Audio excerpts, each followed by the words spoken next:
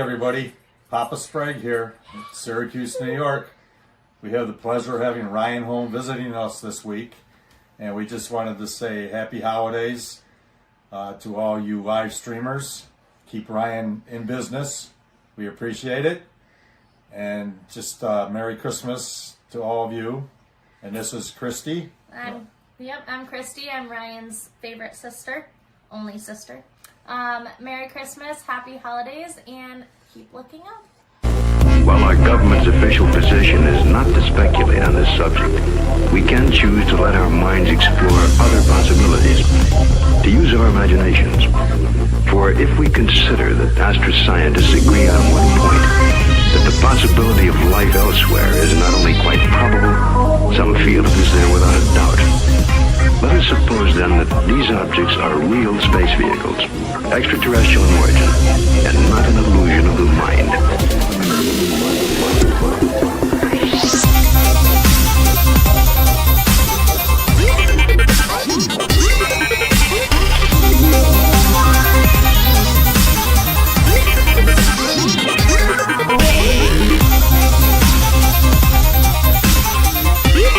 There's nothing to hide. There's nothing to hide at all.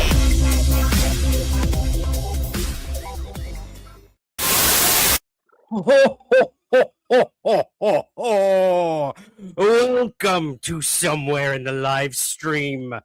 I am Santa Claus. I have invaded this live stream for today. Welcome, everyone, and a very, very big cheers to all of you out there in Somewhere in the Live Stream land. You want to talk some UFOs? I don't know much about them, but I will try tonight for all of you. I can't do it anymore, guys. I can't. This is so warm in this thing. I don't know how Santa Claus does it. I can barely hear anything. You can see the screen in my glasses. I got kids asking me for the most unrealistic gifts ever all around the world. How am I supposed to do this all in one night? God. Anyways, welcome to Somewhere in the Live Stream. I am your actual host, I promise, Ryan Sprague, in here somewhere. Hold on, let me get all of this off for just a moment here. I just lost one of my AirPods in this wig. Oh, there it goes. You get to watch this in real time happening. Oh, God. Whew. That was a lot. Give me one sec here. There's that one. There's that one. Okay. Okay. Can you hear me? Can everyone hear me? Okay. Welcome to the train wreck that is our holiday special here at Somewhere in the Live Stream. I know we haven't done this in a while, guys, and I want to thank you for your patience and your understanding. I've been working like a crazy man in Nova Scotia, so much so that my microphone, it's not doing so well. It's in the repair shop right now, so I've got this little fun clippy microphone. It's probably terrible. I do apologize, but I thought I'd at least try tonight for you guys. But welcome to a very special Somewhere in the Live Stream where we're going to break down the latest UFO news for you all tonight. Hello to all of our regulars in the chat. Thank you to all of you who've been, being like, where's the live stream? Where's the live stream? I promise we'll try to get back into the swing of things once the holidays are over and the new year starts. But we had to do this one tonight. I had to do it for you guys. You can see my little friend over here if you're watching this. That is Lil Orion, as you guys voted for names for my new little friend. He's my Christmas alien. So if you're watching this on YouTube, he'll be haunting you in the background there all night. I'm all over the place. I don't know what I'm saying, but thank you for taking the time to be here tonight. Thank you to Doug Sprague and Christy Sprague for that holiday greeting. I hope you guys liked that. They wanted to say hello to all of you, and I'm so just so blessed to be here with them for the holidays. I love my family more than I could possibly convey. They have always been my biggest supporters in life, in my weird choices with the stuff that you and me and all of us are interested in, that of UFOs. And I couldn't ask for a better dad, sister, mother, extended family, friends, supporters. That includes all of you. And of course, our incredible moderator, Suzanne, who will be joining us in just a few moments. Suzanne and I have started a tradition. We get each other a gift every Christmas. And this year, she really outdid herself. She sent us all this amazing food from Santa Fe, and I've already devoured most of the chocolate to my father's dismay. But she also got me this incredible book, Hail Mary by Andy Weir, which you guys probably know is also going to be a movie coming out soon with heartthrob himself, Ryan Gosling. But I've been wanting to read this for a while now. So we just, our minds are linked, and she knew. So I cannot wait.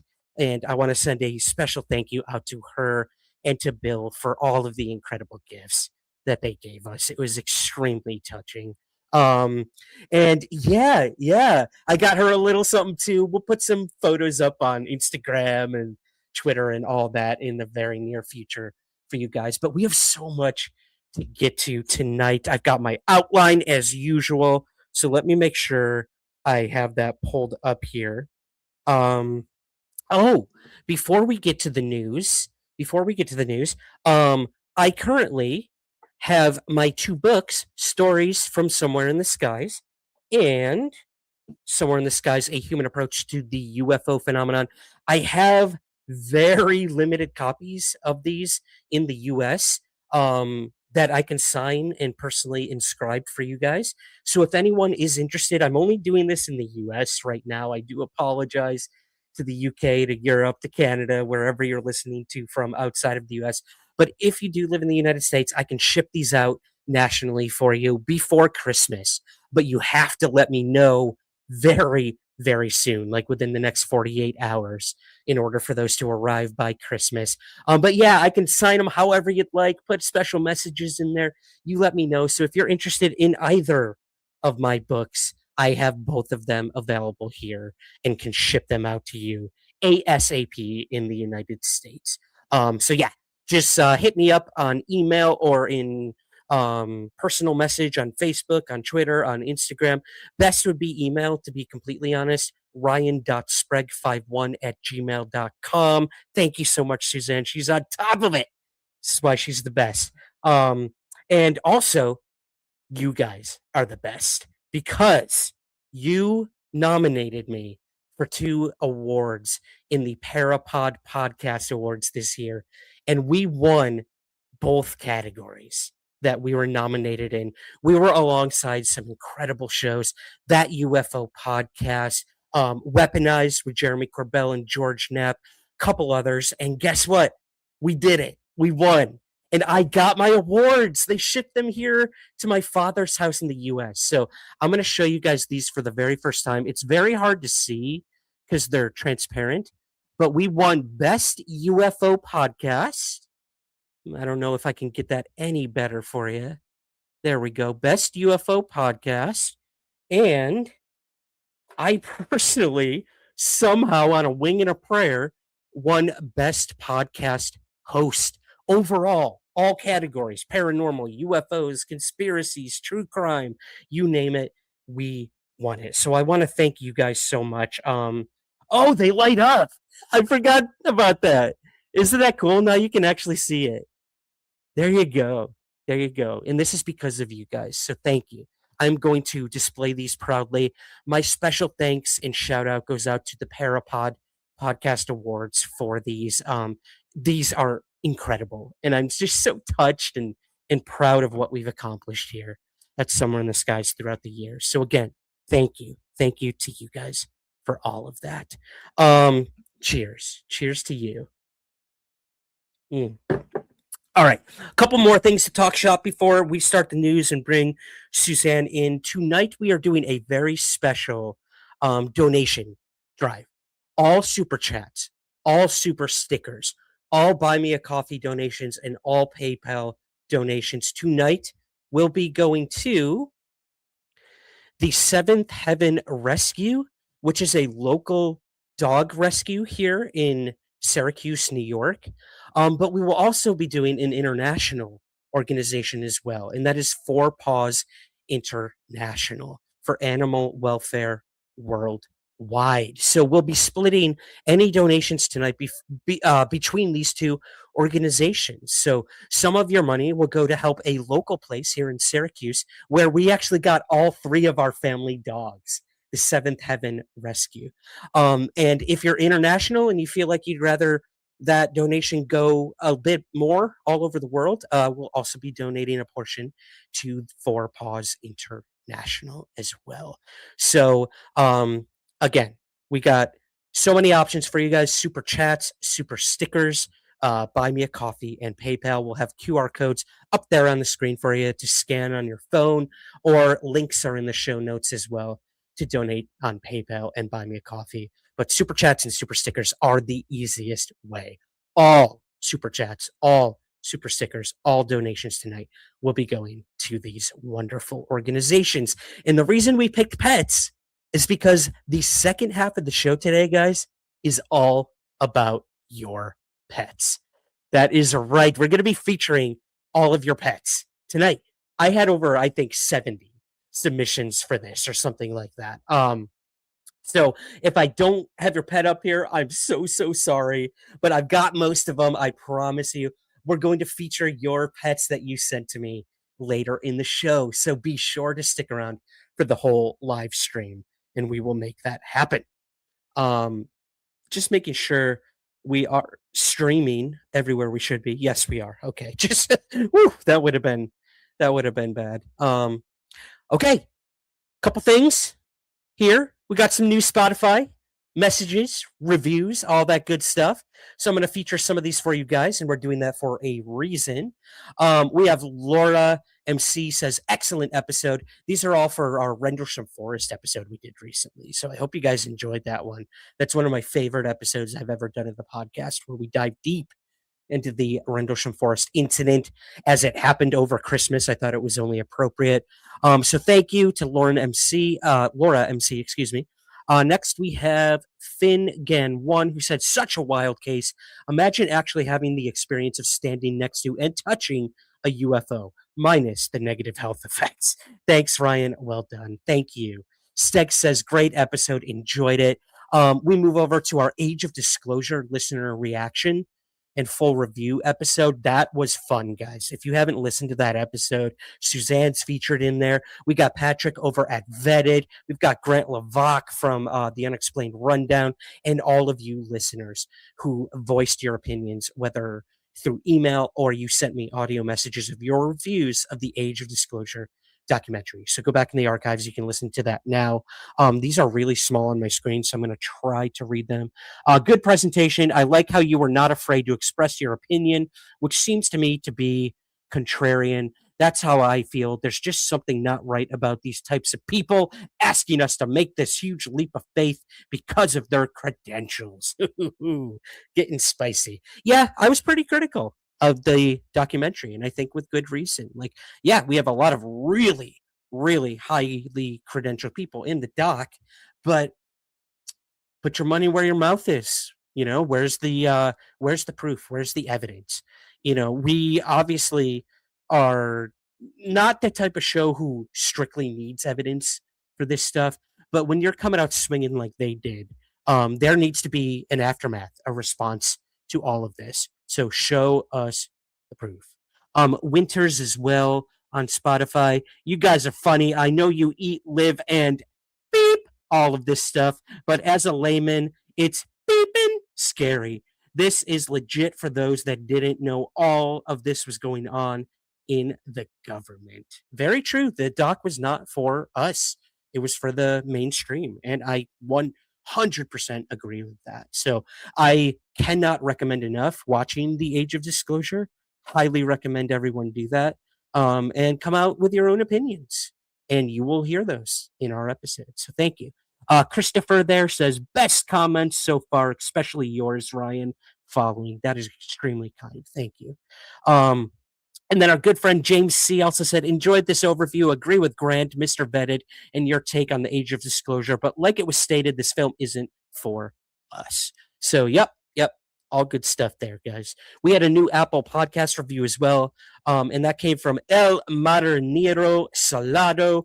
And they said, great and informative episode on cases and stories from Puerto Rico. Oh my gosh, they went back into the archives. I did that episode like 4 years ago. Still one of my favorites. Oh my God. Thank you, El Marinero Salado. As someone whose family is from Puerto Rico, it made me want to visit the island to check the specific spots. Muy spooky. Trust me, Brokatsky. Oh, I love that. Thank you. Thank you so much for those guys. Truly do appreciate that. Please. I'm choking. I'm so excited. Rate and review the podcast on Apple and on Spotify.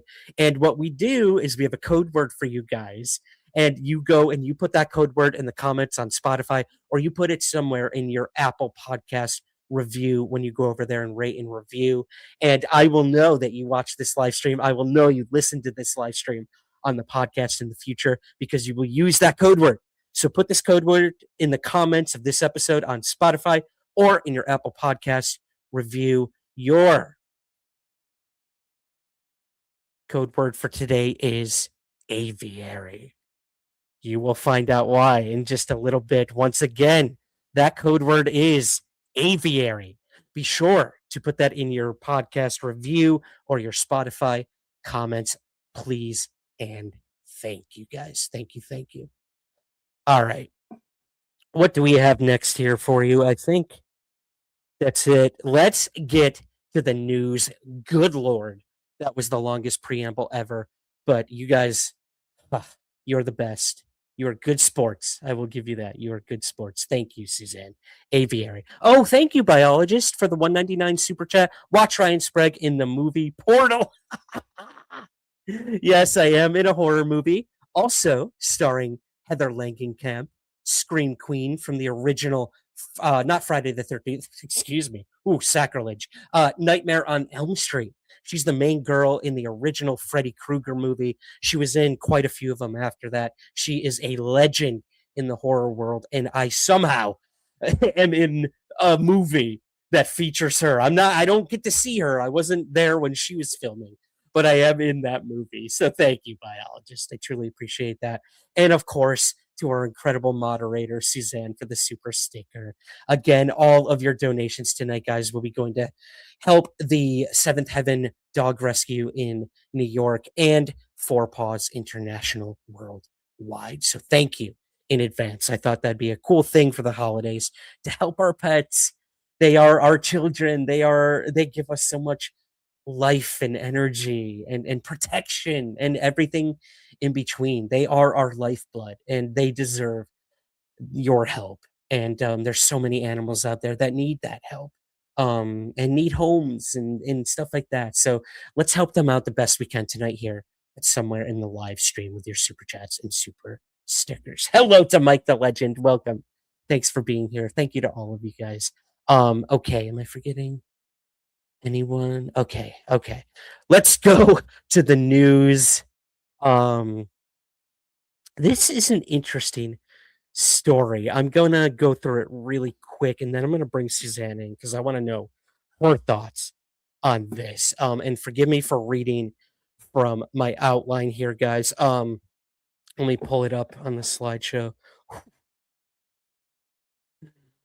Okay.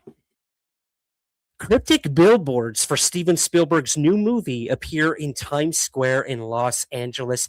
This has been the talk of UFO Twitter all week, and I am eating it up. It is so fun. People theorizing, and this is what good marketing does, and this is what Steven Spielberg does best, and that's to leave us wondering and to gain momentum and intrigue for this new UFO movie that he has coming out. And I'm super excited for it. And this billboard popped up right in Times Square. I know exactly where this is. It looks like it's maybe 43rd Street and Broadway, or 40, maybe 49th and 7th Ave. I clearly know my Times Square. I worked there for 13 freaking years. But yeah, this popped up there. Other ones in LA.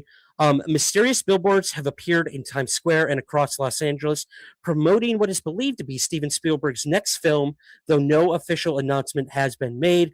The stark black displays feature an upside down eye above the silhouette of an indistinct bird, and the cryptic message, all will be disclosed 6/12/26. With no title, no cast, and no information, the campaign has sparked widespread speculation online. The first trailer for this new movie will release in front of the new Avatar movie, which premieres on December 19th. Not too long, guys. December 19th is just around the corner. So we're going to know a little bit about this movie very soon with its first trailer. But again, these cryptic billboards have been, everyone's theorizing online about what it could mean and what does the eye mean and what is the bird. If you're watching this here on YouTube, you're seeing on the left-hand side there some sort of bird, either a cardinal, a blue jay, I don't know, something in that sort of bird family. What does it mean? What does it all mean? There's the eye. There's like a circle around the eye in the bird. Why is the eye upside down? There's just so much weird, ambiguous stuff going on with this. And people have even mentioned in the reflection of the eye, there seem to be orbs. Could they be UFOs? Could they be? There's also another bent light that looks like maybe a ceiling lamp. Is it an abduction? Alien abduction of some kind? Who knows? Who knows? But these things have got people talking, and that's all you could ever ask for a movie that hasn't even been officially announced yet, doesn't have a title, and we know nothing about it. It's amazing. It's amazing. So I want to get your guys' thoughts and theories on what this poster could mean. What do you think? Put your thoughts, theories, comments in the comments of this video or in the live chat. And maybe we'll feature them on here. Put them in the super chat as well, and we'll definitely get them up here on the screen for you. Thank you so much to David Dunger for the $4.99 super chat. Gotta support the fur babies. Thanks for watching out for them, Ryan. Thank you, David. Thank you. You are the one watching out for them tonight. So I appreciate you, appreciate the donation, and to all of you. Thank you, guys. Okay. Let's bring her in. She's going to be joining me pretty much all night. So behave in the chat, guys. We will be going back and forth, checking the chat, though, for your super chats and any comments that we star and whatnot. But I am going to get her on screen here and get her thoughts. Here we go. The one, the only, Suzanne Landers. Welcome. Hi, how in the world are you? And where in the world are you? Is Ryan Sprague. I'm in Syracuse, New York at my father's house. We had that wonderful holiday greeting from them earlier. Where are you? You were the one bouncing around. Oh my gosh. I'm in Santa Fe for a while. I'm going to be here for a couple of months and sit very still. I feel like I've just been moving nonstop for months. Yep, I know that feeling quite well.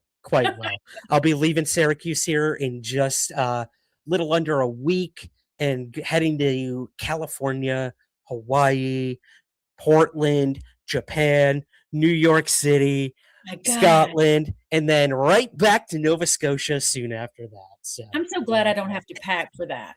Oh my gosh. You don't want to know the stress I go through. I'm like, okay, I'm not going to be home for 3.5 months. I'm going to every climate imaginable on the planet. How the heck do you pack for that? And somehow I did it. And it's not even a big suitcase. It's one of those ones that can fit above you on a plane. So smart. So smart to do it that way and just do some washing as you go. Exactly. I don't care. I used to worry about having new clothes everywhere I go and not looking like I'm reusing everything. I don't care anymore. No one cares. No one I'll be cares. wearing this plaid shirt for the next 3 months straight. So get used to it, guys, and just pray that you're not next to me on a flight, because I So, probably won't have time to watch it. yeah, it's your turn to dance around the globe. I'm glad it's not my turn.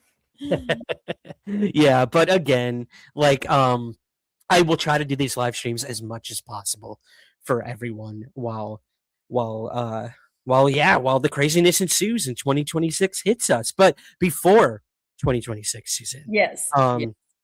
I want to personally thank you for the gift Oh, you're that so you sent welcome. to Thank us. you That for was my fun help. very my pleasure. My I'll put a pleasure. That picture was up so on sweet. Facebook page later on. Perfect. Thank you. But let's get your thoughts on this guy, the new Spielberg, Billberg. What's a Billberg? Bilderbergs. Billboard. The Bilderbergs. Yep, getting more conspiratorial. What do you think? What is going on with this I poster? am losing my mind over the bird. You know, we read and hear through the witness accounts and the books and whatever so much about owls and UFOs and non-human intelligence.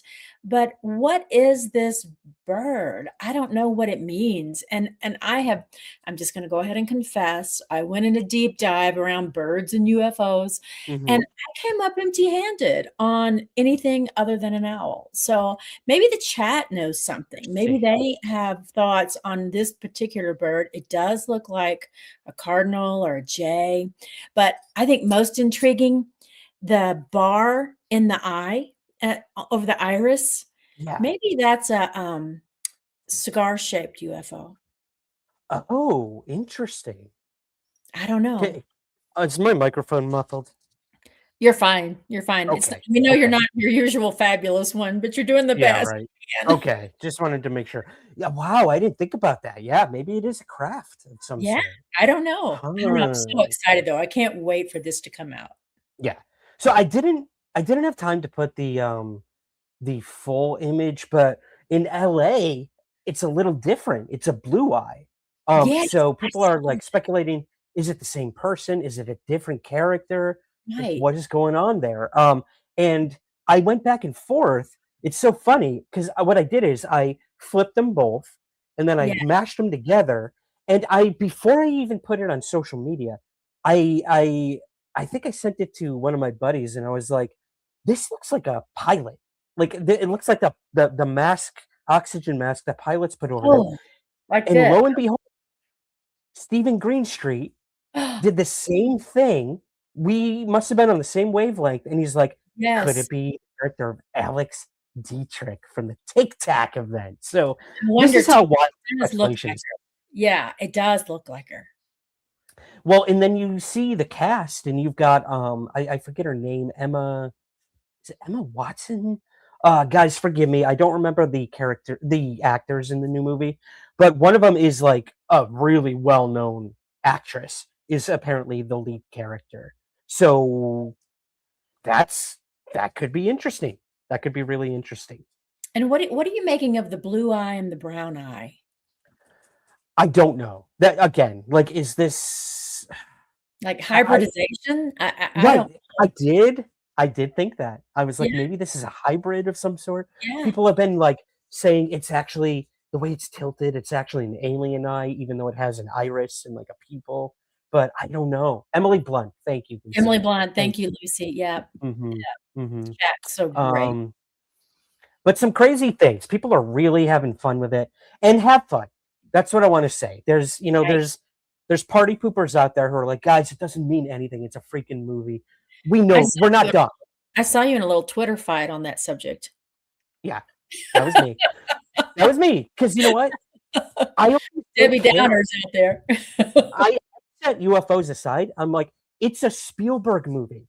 It's That's an right. event movie, and it could have to do with aliens. Let's just be excited. Like, Let's do it.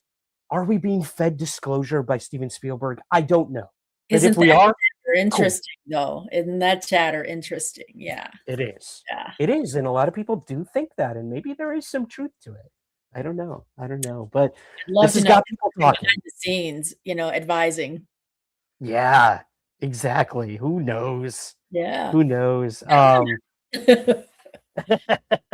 But yeah, that was our first story for the day. But this was a really interesting story that came out as well. I'm gonna go ahead and read this, Suzanne. So bear Okay, with me sure. as I get through this. This was the front page of USA Today. A lot of people were sharing this story online as well.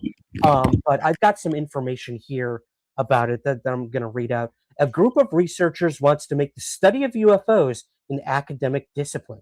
So, a growing coalition of scholars is working to bring UFO and UAP research into the academic mainstream, arguing that unexplained aerial phenomena deserve the same rigorous study as many other scientific mysteries. Led by philosopher of science Michael Sifone and supported by Michael Silberstein, the Society for UAP Studies has convened international conferences that unite researchers from physics, philosophy, law, and humanities to build a serious, stigma free framework for investigation. Their goal is not to claim proof of ET life, but to create an open discipline space where anomalous data can be examined objectively, fostering a more hopeful and expansive view of humanity's place in the universe. The movement gained momentum through credible scientific engagement, including the work of physicist and former NASA researcher Kevin Knuth. Despite the challenges of establishing a new field, the Society reports growing interest and little resistance, reflecting a quiet confidence that by studying UAPs with rigor and neutrality, we move closer to responsibly exploring one of humanity's oldest questions, whether we are alone or not. So, yeah, pretty cool. Whoops, wrong screen. There we go. Wow, I'm all over the place. So what do you think? What do you think about this? We UFOs are back, baby. They're back. USA Today, front And with page. serious study. Finally, it's not just going to be the Soul Foundation. And I think we're going to see similar movement from several organizations like this. Why America does not have the equivalent of a JPON, or what's the entity in Brazil, Mm, government backed. It's just yeah, crazy that we are not giving this the study that other nations are, and that we're not coming at it from a scientific perspective, except privately. This, but here we are again. We're doing another private rollout, and I'm grateful for it. So I do have a real sense. I'd love to know what you think about it, Ryan, that we've crossed a Rubicon of sorts, and in a positive way, that basically the cat's out of the bag, and they're not going to be able to get that cat back in the bag. So I'm hoping all of these pieces of this puzzle come together in a way that continues to take away the stigma around it, and to look at the science of it, what's happening. absolutely. We have people in the chat being like, "Isn't this kind of what Arrow was supposed to be doing?" And in a Taylor, sense, I'm with Taylor. yeah, Yeah, I'm with you, dude. exactly. But It didn't happen, did it? yeah, what I appreciate about what this society is doing, though, is they transcend what Arrow is doing. Right. They're getting law involved. They're getting philosophy involved. Arrow doesn't give a flying hoot about any of that stuff. Nope. Their national defense, like that is their only goal.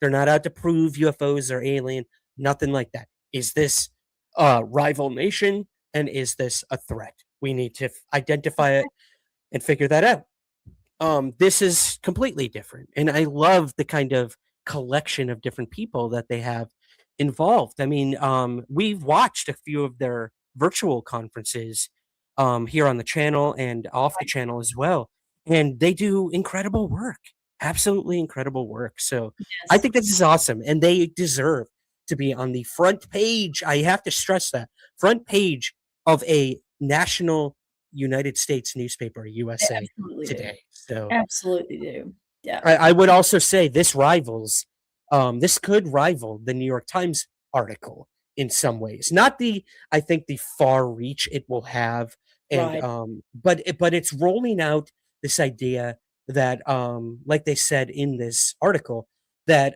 it's no longer, there's no resistance, which is Exactly. crazy. Exactly. It That's is, and we've watched crazy. it happen in our lifetimes, which is nuts. I just wouldn't have predicted that. But I think you're exactly right on the New York Times article. We cannot expect all of these entities to have the same impact as that article, because that article was so groundbreaking in terms of taking basically a taboo subject, throwing the science at it and the military experts at it, and breaking that subject open for the world.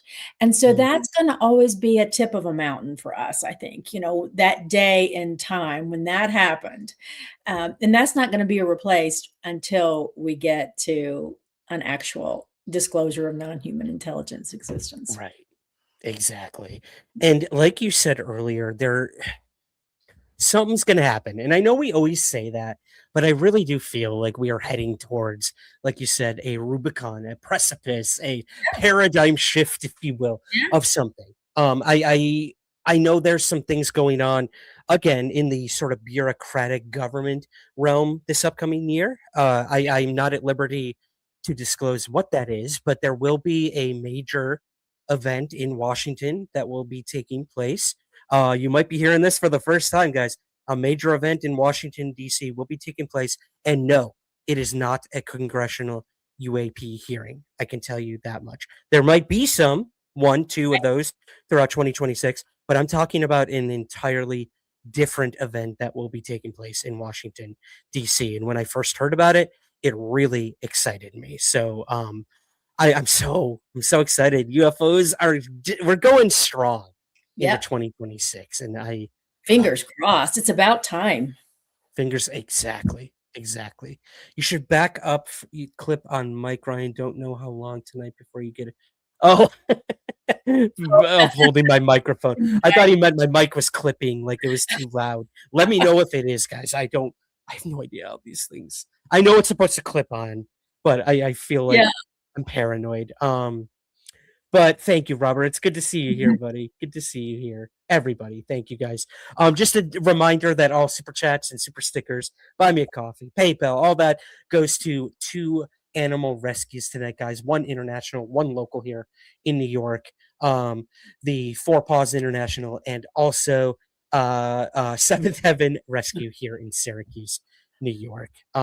We have PayPal and Buy Me a Coffee links in the show notes and QR codes as well. All donations will go to these organizations tonight for the holidays. So thank you. Cool. Anything else before we move to our next story, which you have a somewhat connection to? Yeah, go for it. Go for it. All right. We have. I'm so rusty with live stream with StreamYard because we haven't done this in a while. We have a story coming out about the Disclosure Foundation. The Disclosure Foundation has appointed new advisory members. So I'm going to read a little bit here, Suzanne. Bear with me. The Disclosure Foundation today announced the appointment of Hal Puthoff, PhD, a physicist and research leader. And they also announced Carlos Ayer, PhD, a distinguished scholar of history and religion. Both of them have been appointed on the advisory board of the Disclosure Foundation. Their addition strengthens the foundation's multidisciplinary leadership at the intersection of national security, science, and public understanding. Puthoff brings more than 5 decades of research and experience across government, academia, and the private sector. He currently serves as president and CEO of Earth Tech International and director of the Institute for Advanced Studies at Austin. Dr. I think it's Ayer. Thank you, Suzanne. Dr. Ayer is a professor of history and religious studies at Yale University and a National Book Award-winning author, a leading scholar of the early modern world, comparative religion, and the cultural history of belief. Dr. Ayer brings deep expertise on how societies interpret anomalous experiences. Wow, interesting. The advisory board plays a central role in shaping the foundation's research priorities, legislative engagement, whistleblower support framework, and public education initiatives. Wow. So yeah. What do you think? We've also got some quotes from some other members of the Disclosure Foundation, but I'll put those up on the screen. But what do you think, Suzanne, about these appointments? Well, I'm so excited. The whole organization is so excited about this. Hal Puthoff, of course, needs no introduction or explanation about why this organization would want him. Decades and decades of work with big names, and inside the government on exactly this topic. And then Dr. Ayer, I love this edition because very much like an anthropologist, you're going to watch him bring to the conversation how different parts of humanity react to news like this. So I just think it's an incredible addition and it promises great things. Yeah. I can almost see these guys butting up against the UAP study society, as it were, Yeah. Yeah. and working with them in some senses too. But yeah, Exactly. Put With, off has been. let's Oh, get sorry. all these brains together with soul Yeah, and, let's put them exactly. all together. Exactly. I hope that happens. Now, Putoff is, I will admit, he's one of the more controversial people. This guy's been involved with a lot of different UFO things throughout the years. He's got haters, he's got lovers, he's got that sounded wrong. I don't know if he has multiple lovers. That's not for me to disclose, as it were. You're issuing a legal retraction on that statement. Boy, I'm gonna get sued. Yes, thank you. As my lawyer, Suzanne Yeah. has made it clear, guys, I am not saying that he'll put off as a polygamist. Wow. No, We have no, gone off no. the rails. I want to send a special shout out before she leaves to Strange Fractal for the super sticker. Thank you. So Thank you. Thank you. kind. That'll be going to help our little animals tonight. So thank you. Thank you so Absolutely. much for Thank you that. so much. Yeah. We did have some quotes here from other members of the Disclosure Foundation, primarily that of Christopher Mellon, who said, "We're honored to welcome Putoff and Ayer to our advisory board. Their combined scientific and historical perspectives will help guide the foundation's efforts to promote transparency and strengthen public understanding." And on the heels of that, we have Jordan Flowers, the executive director of the foundation. And he says, "The Disclosure Foundation is committed to cross-disciplinary thought, leadership, and the addition of Putoff and Ayer enhances the breadth of expertise supporting our mission." So there you go. Yeah, pretty much echoing your words, Suzanne. Yeah. Very exciting. Good stuff. Good stuff. Again, all of this is coming at you guys in 2026. Okay, we're gonna move to one of your favorite people, I feel, in the UFO realm, and that's Tim Galladay. Oh, He I is love back. it. Yeah. You do. I- You met him, right? Yeah. Yeah. You did meet him at Seoul, right? Just Yeah, very briefly, like in the hallway. Hello, hello, shaking one of hands. those. But yeah. Did you give him a salute? I Please tell should me you have. gave him a I salute. should have. Ah, Probably you do that's it the wrong way. okay.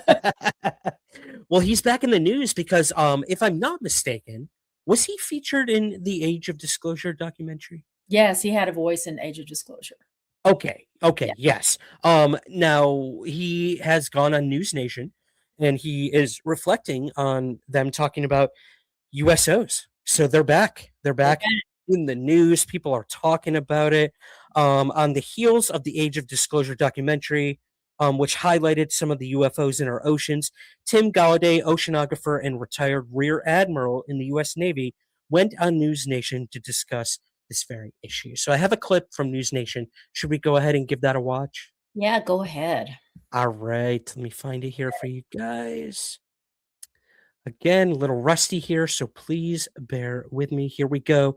Tim Galladay on News Nation. Possible that aliens have been living in our oceans this whole time? I never thought it would be possible I'd be reading that line on national television, but here I am. Joining us now is retired U.S. Navy Rear Admiral Tim Galladay. His new book, Holding Fast in the Heavy Seas, is out next spring. Admiral, great to have you on. So you say you know the exact ocean canyon we should be searching for underwater UFOs. Where is it? Why are you so sure about it? Well, good to be with you, Elizabeth. I wouldn't quite say I know exactly where they are. What I did is support the Ross Coulthart episode this weekend, where we went out on an exploration to possibly identify where these are occurring. What we know is that the U.S. Navy has observed these phenomena going in and out of the ocean in Southern California repeated times. And so there are areas where that might be possible. We went and investigated one such area off Redondo Beach, an undersea canyon, but we have no evidence yet. But we do know from Navy video and sailor reports to me personally, whistleblowers, that these phenomena are being observed coming in and out of the ocean off Southern California and other areas of the world's ocean.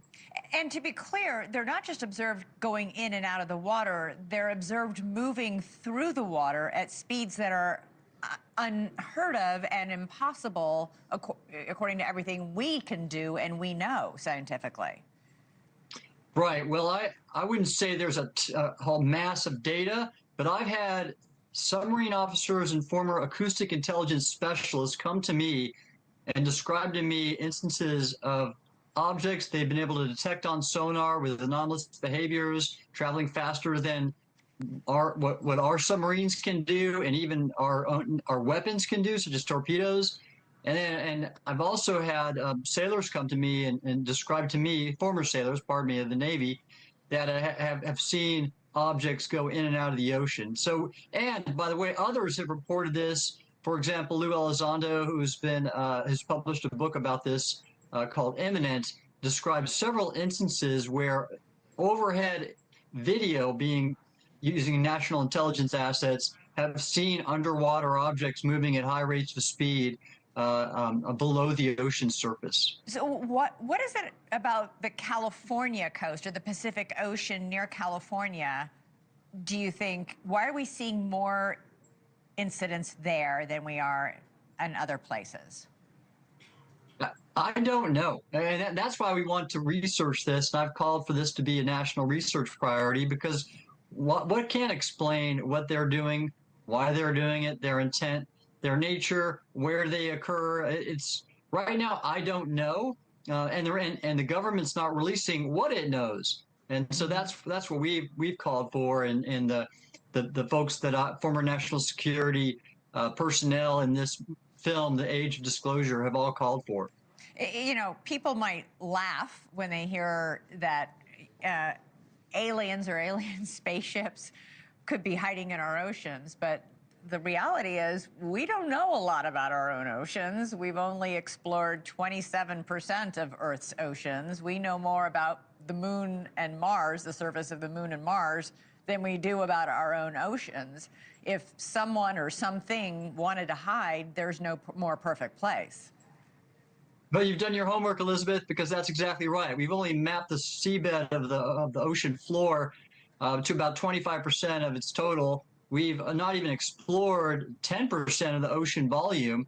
And yes, we know the surface of Mars and the moon to a better resolution than we do of the ocean floor. So if there were any extraterrestrial visitors and that did not want to be seen, this is where they'd hide. Now, I will not be claiming that that's what these source of these phenomena are, because again, we don't have evidence yet. You don't know.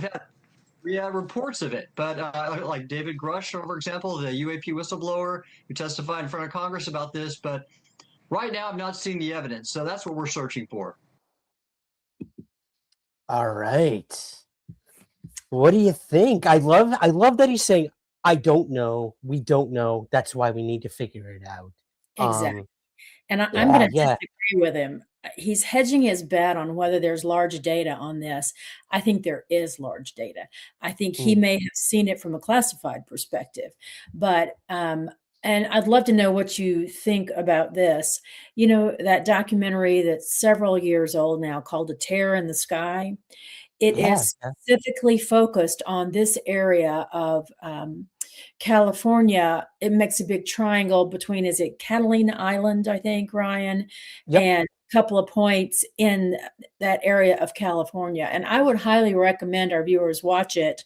I think it's on Prime, because not that you're going to get big answers, you're not, but just to understand what's going on in that particular area of our ocean. And I suspect that's what he's talking about, being a naval guy. Right. Well, in that Terra in the Sky documentary, I do highly suggest people check it out, because some of the evidence they found was stunning. Yes. Like a wormhole. Or something like that. They're still studying that, I know, independently, but yeah, that area itself is just ripe with anomalous phenomena. It So is. I don't And know. I I bet don't there know. is data, radar, whatever they're Mhm. using on those military ships that are out there. Isn't that where the Nimitz was when all that went on? And Yeah, you know, yeah, so I think we can pinpoint that. for sure. And I know a group that is kind of coming back into the forefront. That is a group called UAPX. And they basically are UAP expeditionists. So they have members, former members of the Nimitz involved with that. Scientists that work with the UAP Society for UAP Studies. Kevin Knuth is involved. They have this group, and they have been planning for a while now to do these expeditions out to Catalina Island in that area and do further research to see if there's repeatability, which is the key to Exactly. science. Exactly. So, I've been in touch with a few of those members. I'm hoping to maybe someday document some of it, whether that's like an actual documentary or just interviews with these guys. But I hope they get going in 2026. Maybe it'll be their year to I hope really so too. dig deep into the USO thing again. We need like the Josh Gates of UFOs, where they're Oh, actually going and well funded to do the science around this mystery and that mystery. exactly. Josh Gates, one of my heroes. I love that guy. I'm doing a campaign right now, guys. Everyone go to Twitter and tag Josh Gates and get him on Somewhere in the Skies because I have tried for like Oh my 7 years gosh. now. Yeah. And I just can't get a hold of the guy. I went to see him talk. He gave one of our, yeah, that's right, Maddie. All the dogs are barking now. I don't know if you He's can got an hear opinion. that. Yeah. There must be someone at the door.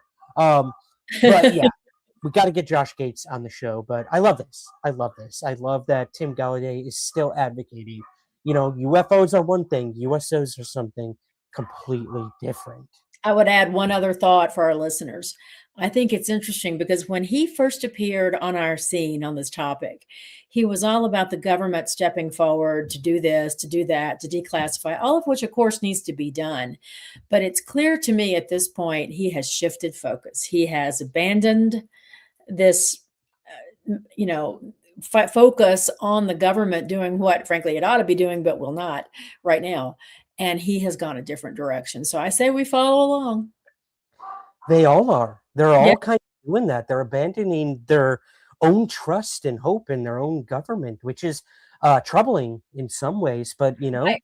this might be the only way we actually get some sort of disclosure. And while it may have to do with former military or government individuals, it's being done from a civilian Exactly. standpoint and perspective. And let's hope it stays that way. My worry is with folks like this or someone like Avi Loeb, that he said, yeah, Galileo project, if the US government wants to use that, they're more than welcome. And I'm like, dude, you were the Yeah. guy who was saying you would never work with the government on any of this stuff. So What in the I don't, world?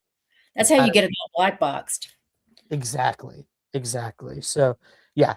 Our shout outs and special thanks to Tim Galladay for fighting Absolutely. the good fight, as Richard Dolan would say. That's But right. let's move to someone else that he mentioned in this interview, and that's David Grush, because he was back in the news somewhat Yeah. recently. I mean, I know I'm a little late to the game on some of this, guys. Again, I've been super busy, so I apologize. But one person that was not featured in the documentary Age of Disclosure was David Grush. But he did an interview with Fox News somewhat, I think, right before it came out or right after. And he had some pretty compelling things to say. So why don't we go ahead and watch this video? And I really want to get your thoughts on this on the other Great. side. Sound good? Okay. Sounds great. Yeah, this one was a doozy. I'm not gonna lie. And say what you will about Fox News. I thought it was a pretty good interview. So Exactly. let me put that, and here we go. Now, retired Air Force Major David Grush, who has been a whistleblower on the subject of UFOs, UAPs, and government transparency. He's a special advisor now to the House UAP Task Force. Thanks for being here. Thank you for having me on, Brett. So since then, people say, where is the evidence? What's happening? Why don't we know more right now, almost 2 years later? Well, certainly the last administration didn't help, and my hearing, of course, was during the last administration, and they were not exactly super transparent on this issue, unfortunately. But now that the task force has been created, I've been able to, guide the members within the boundaries of what they're actually cleared for. When people look at this, they look online, they say, there's a lot out there. There's a lot of people talking about encounters. There's a lot of people talking about videos, and we've seen a lot of that. Can we just cut it down to, you believe that we have encountered alien beings and that they've come to Earth and that we know about it as a U.S. government? That seems to be the case. I don't like to characterize necessarily where they came from. They're definitely some kind of non-human sentience, but it is true, believe it or not, we've recovered the vehicles, and we actually have physical proof, and I was actually partially cleared into some of those activities. It was beyond oral testimony provided to me. I actually had partial access to the data and actually read the intelligence reports resulting from those programs. Like, and with your own eyes, Correct. You saw it. Yes. And so when people say this is kooky, this is out there, there's nothing to back it up, what do you say? Certainly members of this current administration are very, very well aware of this reality. Certainly the current president is very knowledgeable on this subject, and I trust his leadership on it, and I think he's assembled an A-team cabinet, and I really believe if Trump wants to be the greatest president and the most consequential leader likely in world history, he certainly has the knowledge, the capabilities, and understanding of some of these sensitive government transparency issues. I have access, and I speak to people about it. I've had actually meetings on it. People that are very smart and very solid have said they believe there is something out there. And, it makes sense that there could be. I've never been convinced, even despite that. I just, for some reason, it's not my thing. So you think, one, he knows, and two, he's open to transparency on UAPs? He certainly is very well informed on this issue. Leave it at that. I don't want to get ahead of what the president might want to reveal personally. There's been a role to cover this up, you're saying, through administrations. And there have been people who have been threatened and told not to testify? I was physically threatened even before I sent in my Intelligence Community Inspector General report under the previous administration. I actually had to go and seek legal protection that way because I was, literally in fear both professionally and in my personal life. And when you mentioned in that testimony of recovering the pilots or remains non-human, that's something that you saw as far as the intelligence with your eyes? Yes. And it is a very uncomfortable, even for me now, as somebody who's seen it, experienced it, even talking about it, because it's so outside a normal person's worldview to understand that there is this biological sentience that have piloted these crafts that don't necessarily look 100% like you and I. Were there pictures? Were there?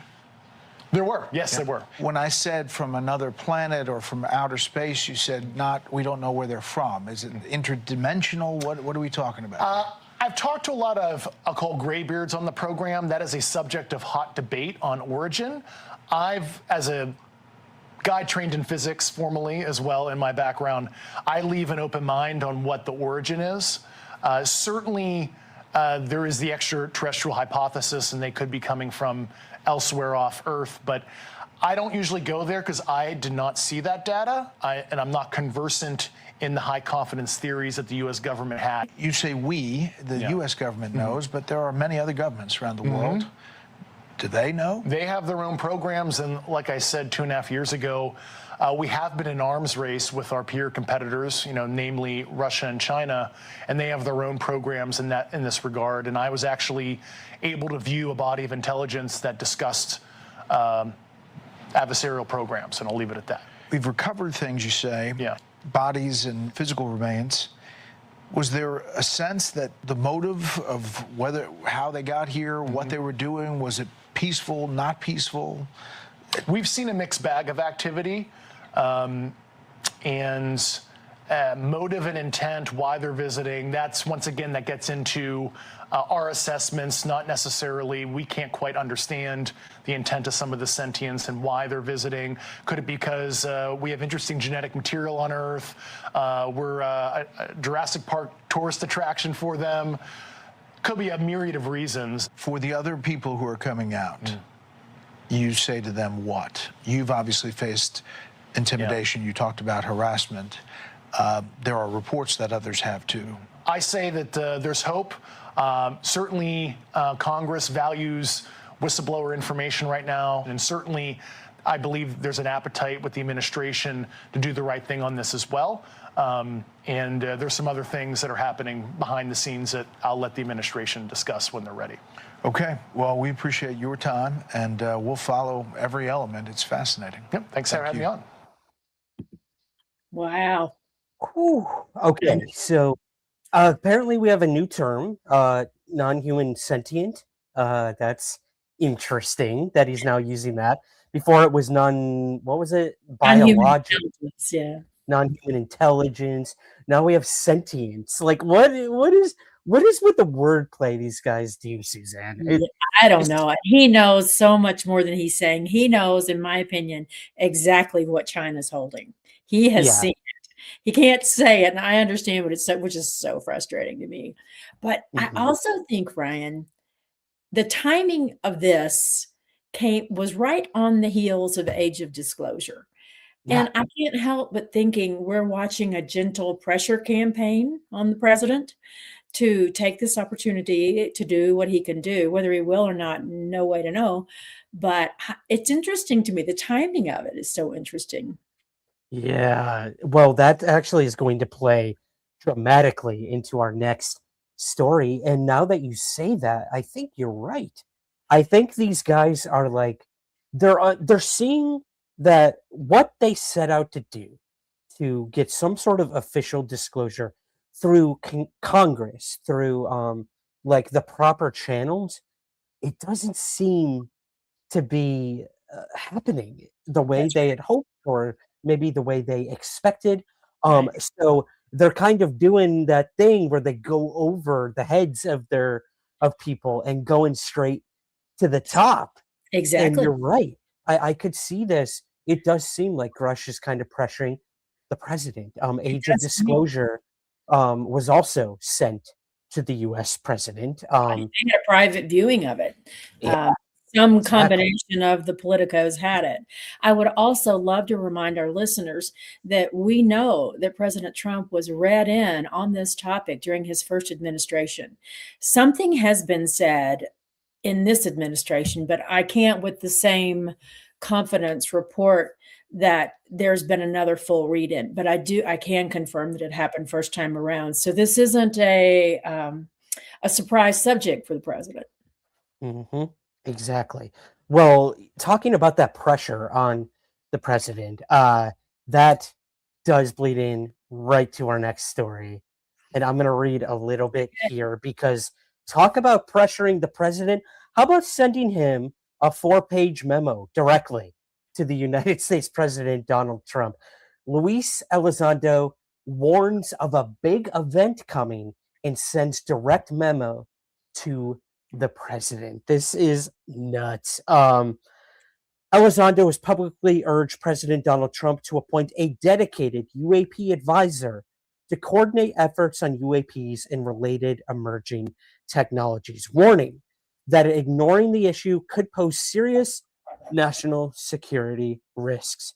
In a memo he wrote directly to the president, he said the advisor should centralize fragmented reporting and help address the stigma around UAPs, which he argues is eroding public trust, and noted that several members of Congress privately shared their own UAP concerns.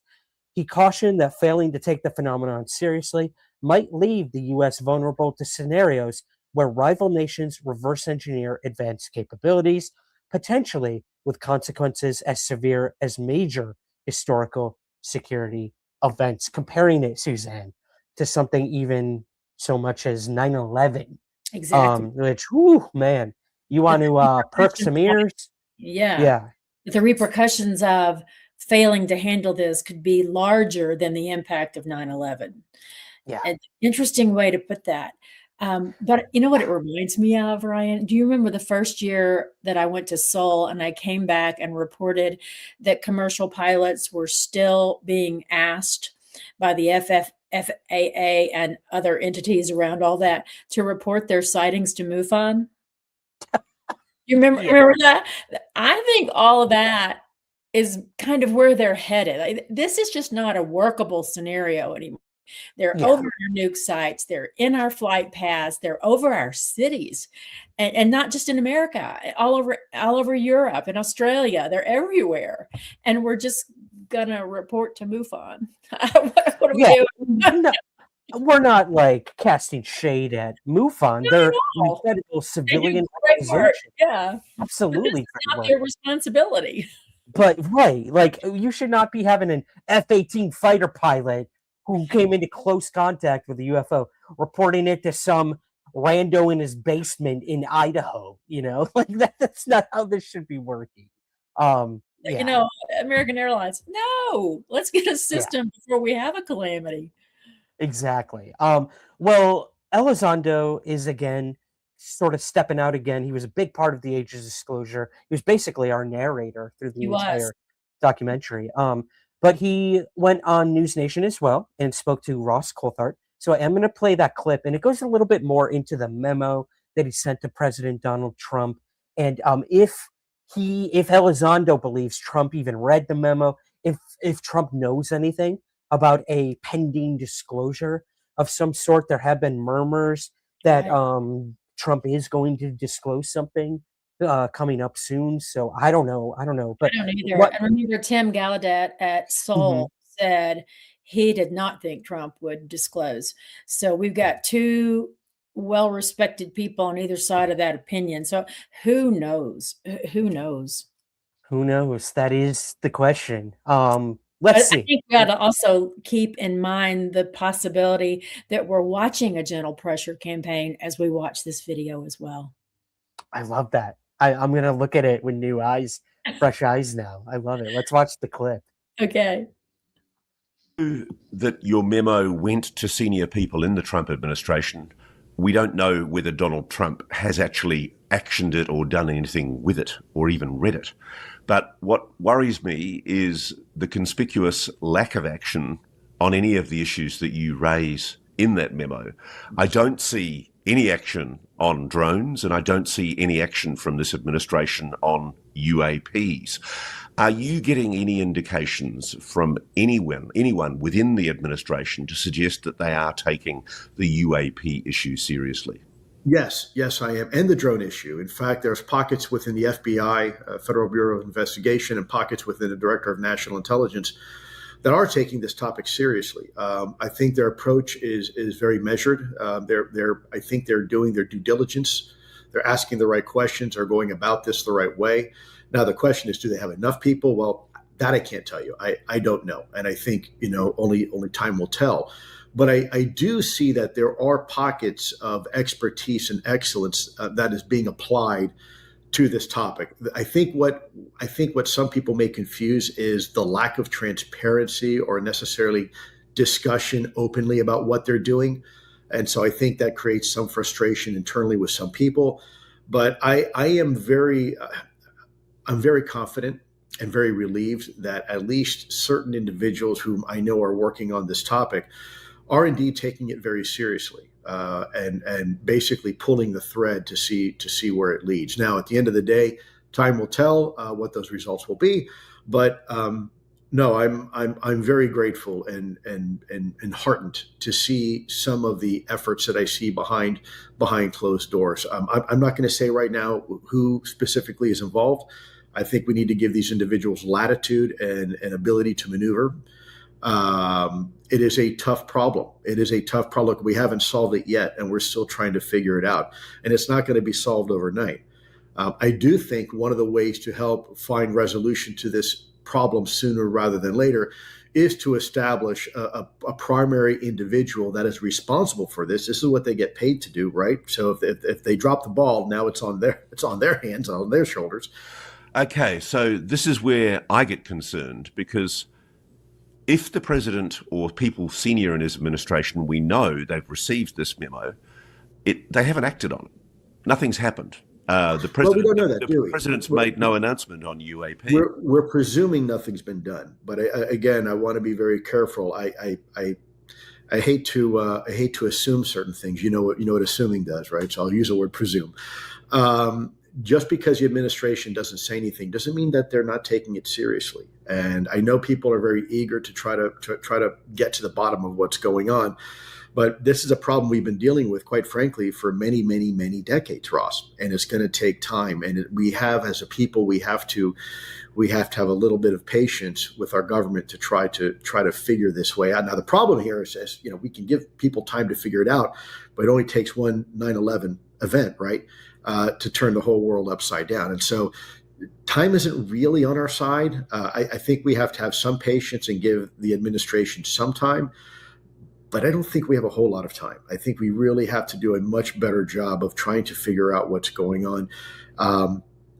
And it's a tough nut to crack. It's a tough problem. I certainly wouldn't want to be the one in the administration tapped on the shoulders to figure this out. I mean, this requires a pretty big team, and you'd have to have help from all other 16 members of the intelligence community, the defense communities, and the civilian communities. I mean, this is a big problem. Can I ask you this? Do you think the Trump administration, Donald Trump, is thinking about disclosure? Well, I hear what you hear and everybody else, that he's contemplating it, that he's been told about it. But I also want to be realistic here. Yes, there's a tremendous opportunity here for our president to be the first sitting president to say, yes, this is real and this is a problem. But there's also a tremendous amount of risk. Because if it turns out that there is some sort of foreign adversarial involvement behind this, there's some sort of new type of stealth reconnaissance capability, let's say that country X developed or something like that, and we go out on a limb and say that these things are all because of this, and it turns out they're actually because of that, then that's a risk as well, and that can actually be used to discredit you and to hurt your efforts. So the president, all presidents, have to be, and this is why they have so many advisors, they have to weigh the pros and cons of what they say publicly. Now, this particular president, I think most people can agree, whether you agree with his politics or not, he is not afraid to say what he feels. And so from that perspective, I think it's very refreshing. I think all presidents should say how they feel. The question is, what does he actually feel about this topic? Sometimes when he's been asked in the past, he has said, I personally don't believe it. I don't think there's much to see there. And other times he's turned around and said, actually, you know what? I've received some briefings. Pretty interesting. We should take it seriously. But again, that's a question you would need to ask to the president himself. I certainly would not want to be in any type of position to presume what our president, Donald Trump, knows about this topic. Ooh, okay. A lot to break down there. I do agree, like, whether you politically agree with Donald Trump or not, if there is going to be a disclosure president of any kind, it's very possible that he could be the one. And we need to feed off of that ego that this narcissist president has, in so many ways. I don't want to get political here, but we have to. This is a political story. Well, this man loves hearing his own voice. Right. It's just part of the personality. And Totally. This is the kind of personality who would be likely to actually take a risk like this and do it. So I remain hopeful. I don't know that it will actually happen, of course, but I remain hopeful. Yeah. I like this idea of a pressure cooker. I think you described it perfectly, and it never even dawned on me. I'm like, a lot of our stories this week have a lot in common. Age of Disclosure comes out. It was sent to the president. You got Elizondo out here sending memos to Trump. You've got who else did we just talk about? Tim Gallagher. Grush. Good Lord, Tim Gallaudet, Grush. they're all going after the president. So I don't know. I don't know. This is That's why crazy. I think we're watching a gentle pressure campaign, which I think is actually brilliant if that's what's happening. I think For that sure. applying this and giving it audience to friendly ears is a great idea. No, I don't Yeah. see a downside. It may not work, but I don't see a downside. Exactly. Yep. What is it? Wayne Gretzky says, like, you only make the amount of the percentage of goals that you shoot in That's right. hockey. I am butchering that quote, but yeah, like, Yeah. take the shot. Take the shot. The worst that's gonna happen is you Exactly. don't make it. Alan, we put this up on the screen earlier, makes a good point. If the president did get involved, pardon the whistleblowers for all prosecution. Like, this is a president who has pardoned a lot of people for Right. things that they have done. Could this be the president who pardons whistleblowers in this topic if he thinks it's going to make him the disclosure president? Who Do knows? that and then release everybody from these NDAs. Turn Hal Puthoff silence off. Turn those big key people who cannot speak contractually, turn them loose. Turn them loose. I love that. Donnie Falls says, is it possible that there's an agreement between nations not to be the first, that it must be mutual disclosure? Oh man, good question. I think, like, was it might have been Grush who said we are in a race for a technological cold war right now. So I don't think it would be a mutual thing. I think whoever's first is going to be the nation that discloses, or might be the Rules the nation world if they've controlled the tech. If that's they what. Yep. unwrapped the tech, then it's going to be like the atom bomb for us, back in the day, and we ruled the world with it up until now, So Exactly. it's a big deal. It is. Yep. Say what you want about weaponized Corbell. I know people have a lot of thoughts, but he's been Right. saying it for years. Like, the first to crack the code on this tech, game over. So Game over. I would have to agree. I completely agree. Okay, Suzanne. I want to switch gears. We've talked a lot about UFOs. Guys, after this story, we will be featuring your pets that you sent in to They're us for a so cute. special. I can't wait. Oh my Best god, I cannot wait. page. Cannot wait. But I want to talk about a story that you have a very profound and personal connection to. This came to us from Chrissy Newton, our very good friend, colleague, past guest on the show, past co-host on the show. Chrissy Newton over at the Debrief came out with a wonderful story about near-death experiences. So that's where I want to go next. I find this absolutely fascinating. Let's get Elizondo and Coulthard off the screen. We're done with them. We're done with you guys for now. We're moving to NDEs because this is very interesting. Let me go ahead and read a little bit here. The University of Virginia researchers identify support gaps for people recovering from near-death experiences. Recent research from the University of Virginia's Division of Perceptual Studies shows that near-death experiences are relatively common and often life-changing, with about 5% of Americans reporting an NDE and up to 23% of cardiac arrest survivors describing similar events. That is an astounding amount of people if you actually look at the population of America and that percentage.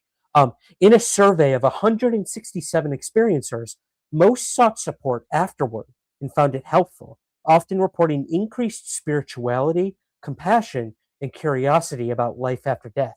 However, many also faced confusion or isolation, particularly when they feared disbelief, making early reactions of openness and validation crucial to healthy adjustment. A little bit more here. The study also reveals how longstanding misunderstandings in medicine and mental health have complicated recovery for many NDE experiencers. Until the 1990s, such experiences were largely absent from official diagnostic frameworks, reinforcing fears of being labeled unstable. While recognition has improved, researchers stress that professionals still need to be better educated about near-death experiences and their impact. So the woman you're seeing on your screen here, that is Dr. Marietta Pelavanova, I believe is how you pronounce it. And Chrissy interviewed her on her podcast, Rebelliously Curious, recently. She is a research assistant professor of psychiatry and neurobehavioral sciences at the University of Virginia, and a leading researcher at the renowned Division of Perceptual Studies. So I'm going to go ahead and play a clip, Suzanne, about that support that is now being lent to people who have had NDEs and what they hope for, and why people who have NDEs don't come forward to describe it, why some do, and how it changes these people. It is just like what I do in the UFO field, the impact and aftermath of a UFO experience or abduction, and it's maybe startling connections to those who have had NDEs. So should we watch the clip, and then I want to dive into this with you. Okay. Ready. Cool. Let's watch this clip from Rebelliously Curious with Chrissy Newton, and we'll talk a little bit more on the other side here, guys.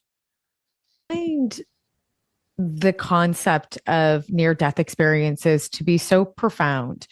I do think about it. I think about reincarnation a lot. And I do think about the people that have gone through these types of experiences, because I've been through my own meditations at the Monroe Institute that were really profound, and I'm living and experiencing them. I couldn't imagine going through a traumatic event and then having this on top of it. So the research that you're doing now is looking at support systems and what type of support people need for near-death experiences. Can you talk a little bit about that and how people could go about supporting others? So when we talk about how to support people after an NDE, it's important to first talk about why do they need support. So a lot of what people may be familiar with in regards to NDEs may sound very positive, right? People may experience peace and see this tunnel of light and unconditional love. And there's certain ways that people tend to change, especially if they have a very profound NDE. There's research that shows that people in general may become more spiritual, a lot more interested in examining that spiritual dimension of life. They tend to become convinced that life continues after death, that this body is not who they are, and they tend to lose their fear of death. Maybe become more compassionate. So a lot of that sounds very positive, right? Maybe things that if we were able to change this way would help us feel better in the world, or live better rather. But there's also very important ways that some people may struggle after an NDE. So even if the experience itself is very positive, still bring about many challenges. And I'll just give you a sense of what that may be. So for some people, the NDE may, and the insights that they may get from the NDE can just completely contradict whatever views of life and death they had, whether it's scientific or religious or just existential views. If that experience and what it reveals about the nature of the world contradicts people's prior beliefs, that can create a sense of dissonance and people just trying to make sense of this big thing that happened. At the same time, we're never alone in the universe, right? We exist in these families, communities, in relation to other people, and relationships are important. So all of a sudden you're quote unquote back, but you're different. Your values are different. Maybe your life priorities are different. You're no longer interested in living life the same way because you have a new perspective. And so that can introduce a lot of challenge with people around you who maybe don't understand what happened to you. Experiencers may often also want to talk about the experience and how profound it was or how it changed them, what it meant for them. And they may find that not everyone is open to listening or really willing to understand. And that may be especially prevalent with healthcare professionals. Sometimes people want to share with their physician or with their nurse, But even it can happen with loved ones as well. And overall, and people may be concerned that other people and especially, but not only professionals, will think they're crazy. They're worried about not being believed. And then there may also be other things, like a lot of people experience this place that they went to or visited, this other realm. Many of them describe it as home, their real home. And so many people may have this intense sort of longing to go back to that place. Like, what am I doing back here? My body's broken, depending on what led to the NDE. So that can lead to depressive symptoms among some people. And I'm not saying any of this to make the claim that we should pathologize these experiences, just to make the point that even if the experience is very positive, people may still struggle and need support to process it, just like any other big thing that we deal with, or big transition in our lives, and maybe even more so. So the study basically looked at a large group of people who've had near-death experiences and asked them, what kind of support have you sought out to process this experience? What was helpful to you? What was not so helpful? What were the barriers to seeking support? And we thought of support very broadly. We asked if people had seen a mental health professional, various spiritual, religious professionals like clergy. And we also asked if people had sought help from an organization, or even sharing online in various Facebook groups, message boards. So we really thought of a variety of ways that people may seek support. And in that paper, we wanted to sort of see what are the factors, what predicts who will need more support, including things that relate to the demographics of the person, the quality, intensity of the NDE, various circumstances around the NDE, various factors from the person's prior history. Because again, we don't exist in a vacuum. Even with this experience, we come with our prior history and who we are, our beliefs, our experiences, all of that. And so we look to see which of these factors, if any, predicts who will need support. And we also looked at what predicts who will benefit from support or find the support they receive helpful. Okay. A lot to break down there. I loved this conversation. Me too. Now, you and I have talked off air about this topic of near death experiences because of some of the connections it might have to the UFO topic, or just anomalous experiences in general. But the real reason I wanted to bring up this story now, Suzanne, is because I asked you off air if you were willing to, if you're comfortable to share this with us, but you have a very specific connection to this story in a sense. Would you mind maybe telling us why? I will. I've had my own near death experience, and it happened maybe 5 years ago, 6 years ago. And late one evening, I inexplicably went into AFib, and I don't have heart issues. I've never had AFib before, and I have not had it since. But I went into AFib, and my husband was sound asleep. It was about midnight. And I spent about an hour doing everything I could do to try to get it to stop. And I finally realized I was going the wrong direction. It was getting worse instead of better.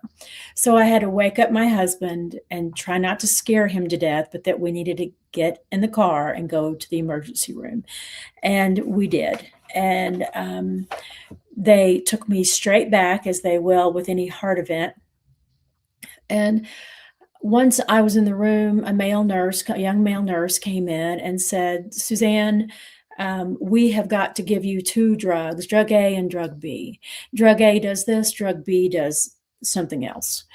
And I thought about it in a minute, and then I said, now keep in mind, I have no medical background and no experience with this. I said, drug B, I don't want that one. I don't want to have that one.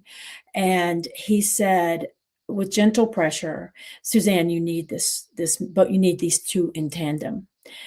And I reluctantly agreed. And I would love to tell you that I didn't, but I did. And yet somehow I knew I should not have that second drug. So the nurse left to go do whatever he needed to do to get the drugs and get them started. He gets the IV going and he walks back out of the room. And I say to my sweet husband, Bill, if something goes wrong, you yank this IV straight out of my arm. And he said, okay. And about 60 seconds later, I popped out of my body. And I stood behind myself, which was just a wall. You know, you're in these little bitty rooms in an emergency room. I stood behind myself to the right, and I was basically looking at a corner thinking and assessing, right? Assessing, like I could look down, I could faintly see the shape of my body. And I can remember thinking, oh my gosh, I think I've died. I think what's happening here? But at the same time, as scary as that sounds, to me, it wasn't. It was like, oh, but all of me is still here. Who I am is standing right here in this corner. And then there was this big commotion behind me because I am literally looking at the wall. And as I turn to look back over my shoulder at what's going on behind me, I see my body. But I was not upset. It was like, oh, yeah, that makes sense now because my consciousness is here. And then I can hardly talk about it without tearing up. And then I see my sweet husband, who is plastered against the wall, literally back and head, with his hands pressed against the wall down by his thighs, terrified. And so I paused and I thought, he's so upset, he's so scared, but I'm okay. I'm okay. But he was not. And then I turned around and I was going to go through this wall. And I heard all this yelling. And I thought, who are they yelling at? This is a hospital. They need to be quiet. Someone's yelling. And then I heard my name. And I realized in that moment, oh, they're calling me. And of course, I'm over here about to go through this wall. And so I turned all the way around and boom, I was back in my body and awake. And they were literally yelling, Suzanne, come back. Suzanne, come back. Come back. You know, they're yelling over and over, louder and louder, all of them while they're doing heart compressions and whatnot. And that young nurse, I could remember the look on his face, like sheer terror. And the relief on Bill's face when I was back was just overwhelming. And for me, I didn't quite know what to do with it, except that it was all okay. It was actually, I consider it a positive. It's a little bit of my personality, though, is just like with the UFO stuff or the paranormal stuff, I'm pretty open to just taking it in and letting it be and trying to process it later, right? You know, I'll let a bunch of data come in before I'll make a pronouncement on, which you see me doing behind the scenes as well on the UFO stuff. You'll see me process, and then boom, I'll give you what I think. Mm-hmm. But that's my experience, and so I understand that not everyone makes peace as quickly as I did. To me, it was quite comforting because I knew with literally the sureness of my consciousness that whatever comes next is okay. And that we don't just stop in these bodies, and these bodies are temporary arrangements. But that's my experience. So I'm very happy to see this work by Chrissy and by this psychiatrist, because not everyone first of all, has a positive experience. Some of them are quite scary. But there is a tremendous connection between the UFO world and the near-death experience world and the poltergeist world. And so when the group has heard me throw in something about the near-death experiencers that are saying things very similar to the UFO people, this is why I spent a lot of time reading, studying, and listening. Now we know why. First of all, thank you. Thank Sure. you so much for sharing Sure. that. That was, I got teared up too. Oh. That is, thank you. That takes a lot to not only go through that, but to be able to share that with our audience, with the public. God bless you and your husband. I mean, I can't imagine what that was like. As you were talking, I reflected a little bit on the passing of my mother, Sue Yes. Sprague, a couple of years ago now at this point. Just know I she's was good. Yeah. I was with her when she died, and that was something that I will always be thankful to Absolutely. the higher powers, whatever it may be, that I was able to be there, to be with my mother, to say goodbye, because so many people never get that opportunity Right. to have one last goodbye with their loved ones or a friend. And I remember, you remember some of the more clinical bad stuff, obviously, but the thing that stuck with me the most was holding her hand with her entire family around her, singing her favorite songs, and watching her take her last breath, but seeing a look of pure joy on her face. And I could literally see her crossing over, whatever that means. She Yes. looked so Yes. happy and relieved, and it was something I will never ever forget. And it reminded me a lot of, that, not elation, but that idea that something's there, Something. that something is Uh-huh. beyond these bodies, and beyond that, and the fact that you glimpsed that, even, for a brief, albeit extremely Right. scary moment, is so powerful to me. And how brave you are to accept that, and not just like shy away from it, but explore it. And I think many of these people included in this study and whatnot, do not do. They brush it off and they forget Right. about it. Others integrate it into their life. And like she said, the entire framework of your existence must fundamentally change after a near-death experience, I would imagine, in many ways. So I guess my question for you, if you don't mind me asking, Sure. a lot of these people did say there was a longing to go back to that place. Yes. Now, you had a very unique experience, an out of body experience, almost, as it were. Um, do you ever feel that, a longing to go back to this place, I or how and do you confront that? Yeah, I didn't, and let me tell you why. I don't think I made it far enough because I did not experience a bright light like others do.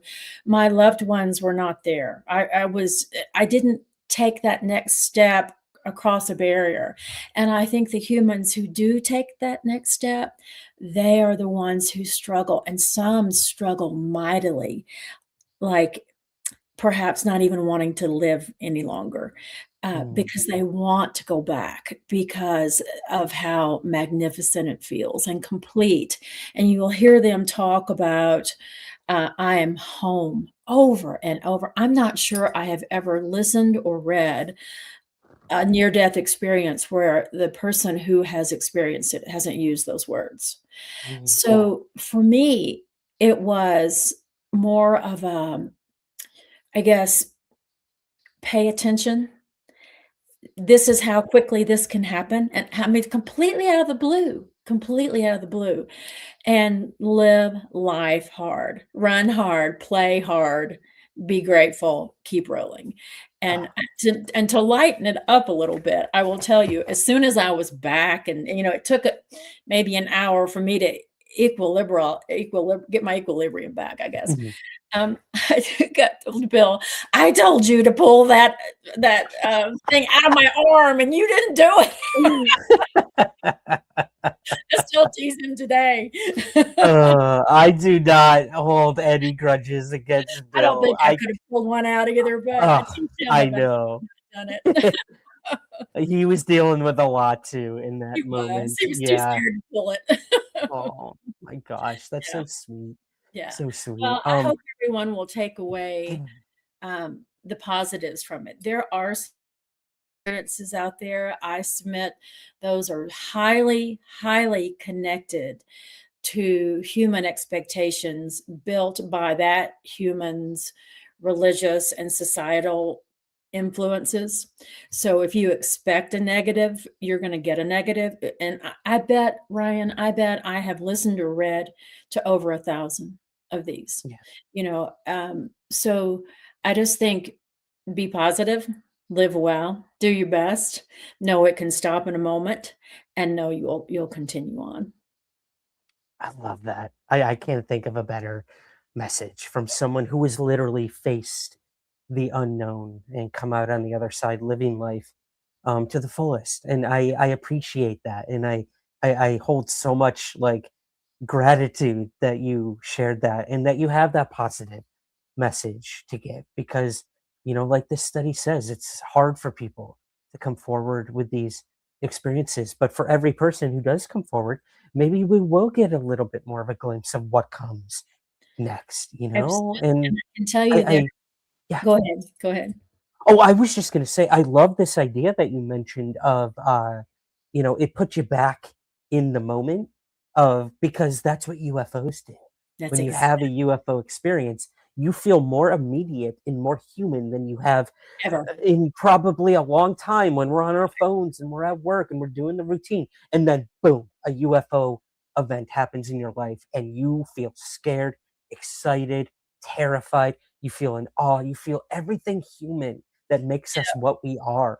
And it reverberates in that soul or that invisible thing that exists that leaves the body when we eventually pass on. And you do have to wonder, is there some sort of connection? I don't know, but Well, and this you made a great point, and we were talking about how similar these two topics are. And just like in the UFO world, there are books that you should read, and there are books you should not read, and you have to vet them, just like you and I vet every day of our lives on this topic. So, if someone would like to read more, I'd love for you to reach out to me, SuzanneLanders@me.com. And I will connect you with 2 or 3 good, solid, well-researched books. And I do that research just like I do this. So I like a particular neurosurgeon who had his own near-death experience and now oh wow. all over the world. And then there's a female surgeon, same thing. So I have a list of highly credible, reasonable, bright, competent people that you can learn from. I love that. I will and I should be doing this. I will put your email address in the show notes Okay. for if people want to reach out. Feel free to put it in the chat too Sure. later on. But yeah, and I see your husband is in the chat. Hello to Bill. Thank you so much for letting us relive this moment that you both went Bless through. his heart. Scared him to death. Bless his heart. Absolutely. Absolutely. Is spiritual energy or interdimensional, Ryan? Is spiritual energy interdimensional? Good question. I Here's what think it could be. consciousness is interdimensional. Yeah, I like And that. so when you hear me say that we're going to boil all this down to consciousness, this is why. That's why. I love that. And I love that you've kind of introduced me to this topic because it's not a topic I ever dived into. I did have Leslie Kane on to Yes. talk about surviving death, her book on reincarnation Yes. That's an and all excellent. that. Yeah. Oh, so good, so good.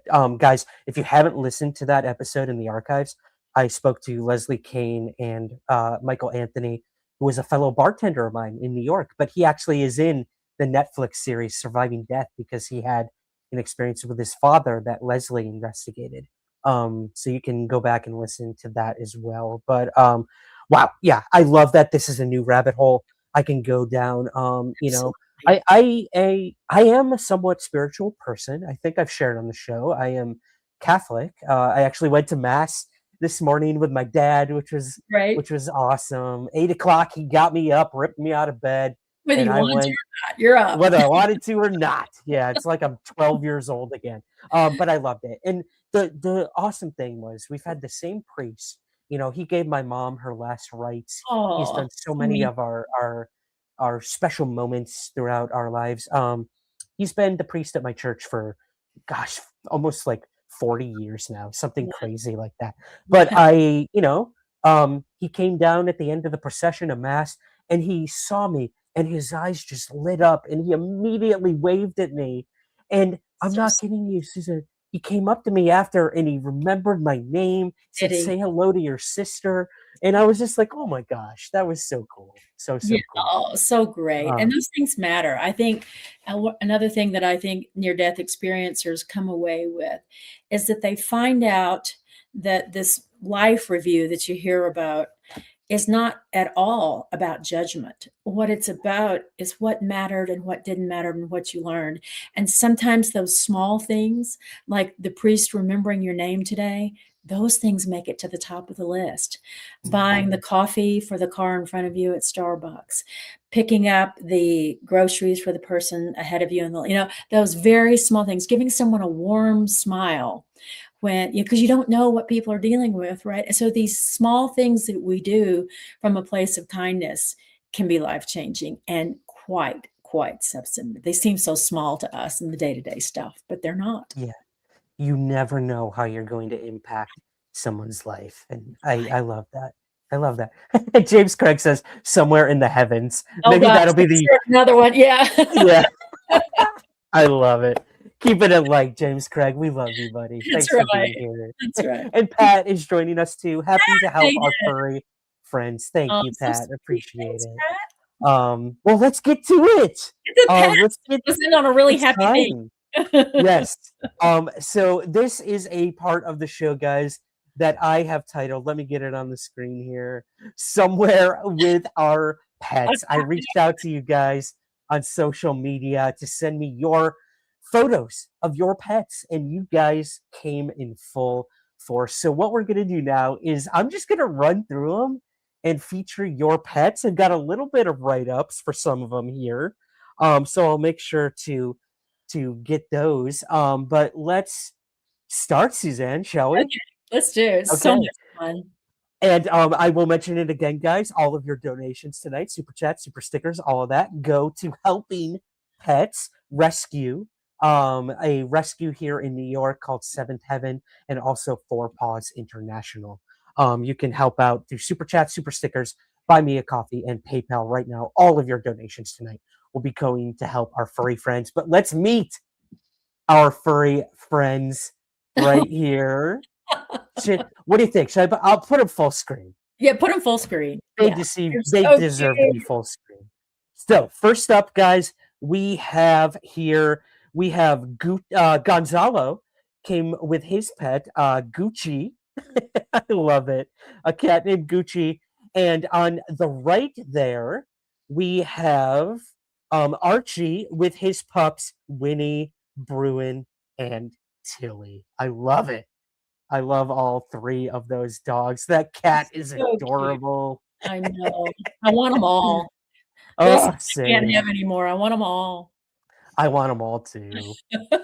All right, we're moving to some more dogs. I love these. We have John, who shared with us Willow, and we also have Joe with Lil Missy Moo Moo.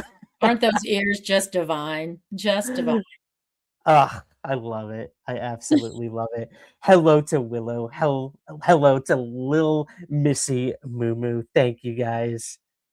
All right. Next up, we have, if you don't mind, I'm going to take this banner Oh, yeah, let me off. get it. There we go. I got it. Just so I can read the names here. We have Ling. Nomar shares his cat Ling, who enjoys food and naps. And then we also have David with his 6-month-old dog named Luna. So there is Ling and Luna. I didn't even mean to do that with the 2 L's. Okay, another trio of pups. We have our very own. Wait, did I skip one here? Hold on. Nope. Here we go. Yeah. Next we have Lucy. Lucy is sharing her trio of pets, and that is Nova, Milo, and Zero, Look who at those enjoy faces. hiking and adventures. They like hiking and adventures. Sorry, what'd you say, Suzanne? Look at those faces. I know, they look so happy. You always know when a dog's tongue is out that they're either a little thirsty or they're very, very excited. I love it. So thank you for sharing those with us, Lucy. And then we have Ray with Cosette, who is mischievous but loving. I love that. I My love that. favorite character from Les Miserables, her name. I was just gonna say that. I wonder if that's how Ray got the name for Cosette. Let I us don't know. know, We need Ray. to know that now. Yeah, Cosette is definitely, Les Mis is where I met my future wife. Really? We were both working at the musical Les Mis, and Cosette, I remember that song like Art. Yeah. nobody's business. Oh, I love it. All right. Oh my gosh. Who is that on the left? We have our very own Suzanne's pup, Mrs. Pearl Landers, who is patiently waiting for Santa. Suzanne added here. She's the best brown dog. That's what we tell her. She's a fine brown dog. I love the cardigan sweater. That is classy. She's in her Christmas sweater today with a little ruffle around her booty. Oh, I love it. Patiently waiting for Santa. Is she still waiting patiently? She's still waiting. Okay. Well, I hope she didn't see my Santa impersonation earlier. That was terrifying. Terrifying. And then on the right, we have Stein with Leica, who is almost 4 months old. I love that cute. name. Me too. Oh, what a beautiful dog. Gorgeous. Those are Like some the two. ears too. Mm-hmm. Two beautiful looking dogs right there. All right. Next up, we have Zoe with the marvelous Milo.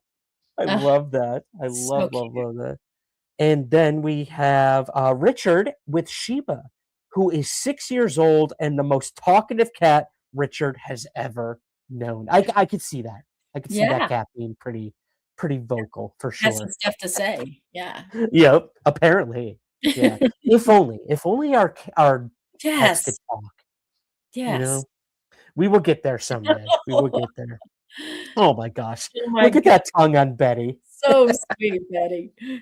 So next we have Andy, whose beloved Betty unfortunately has passed away.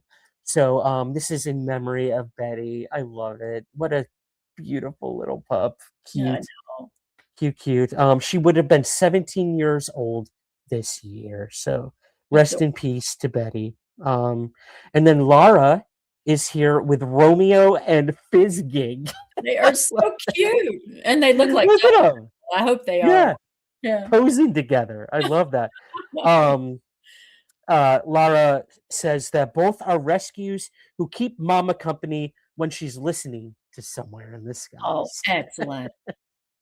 I love it. Thank you guys for sending those in. Oh, I next know. up we have David, who is sharing Macy with us. Maisie? I believe it's Maisie. Yeah, Maisie. Yeah. So who is absolutely adorable. Look at that hair. I know, fabulous hairdo. Looking like an 80s rocker or something there. I love it, Maisie. You are killing it. She is. Slay. And look at And Miss then Dragon. She's gorgeous.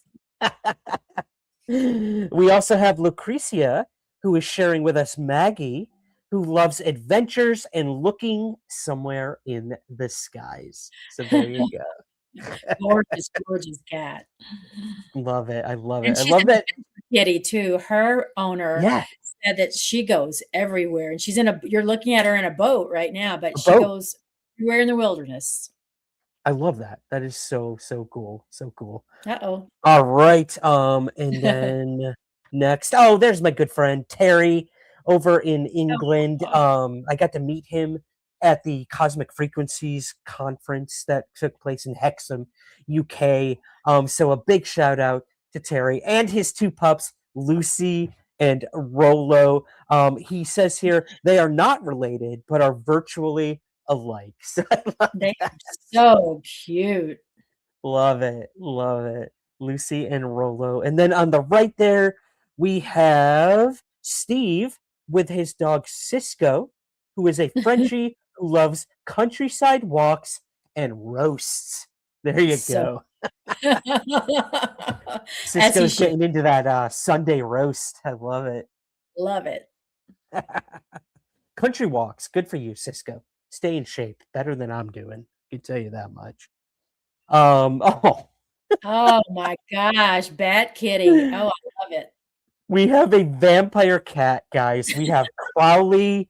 All right. We have these are Matt. Matt sent me an email and he's got two kitties. Crowley on the left, who is dressed as a vampire, and then Poe on the right. And Poe loves her porch time. Definitely, I we wish can see Poe that could in this photo. relax, don't you? I wish Poe could relax. Absolutely. So, That hello to Crowley and Poe. Thank you, guys.